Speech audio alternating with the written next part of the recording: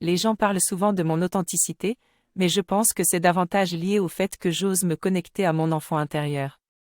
Cela peut paraître difficile lorsque l'on doit gérer toutes les tâches quotidiennes et assumer nos responsabilités. Tout cela peut phagocyter notre énergie et nous faire perdre de vue ce qui nous rend vraiment heureux dans la vie.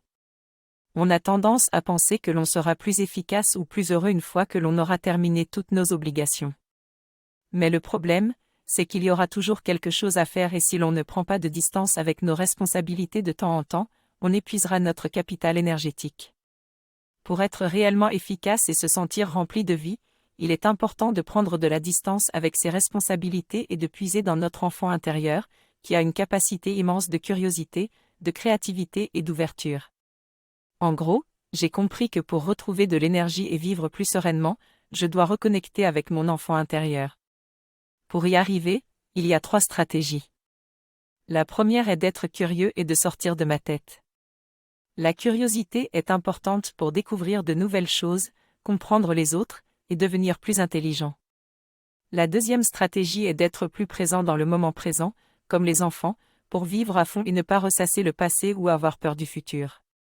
Enfin, la troisième stratégie est de se permettre de jouer et de s'amuser comme un enfant.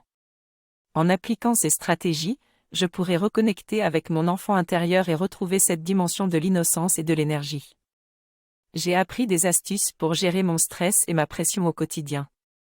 La première stratégie consiste à prendre conscience du moment présent en observant les couleurs et les bruits autour de moi, en me concentrant sur mes sensations.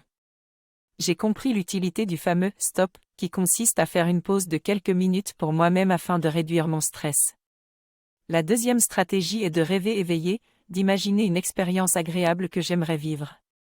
Enfin, j'ai été rappelé que je suis le créateur de ma propre réalité, que je dois prendre le temps de me reconnecter avec mon enfant intérieur pour voir les choses différemment et avoir une plus grande énergie.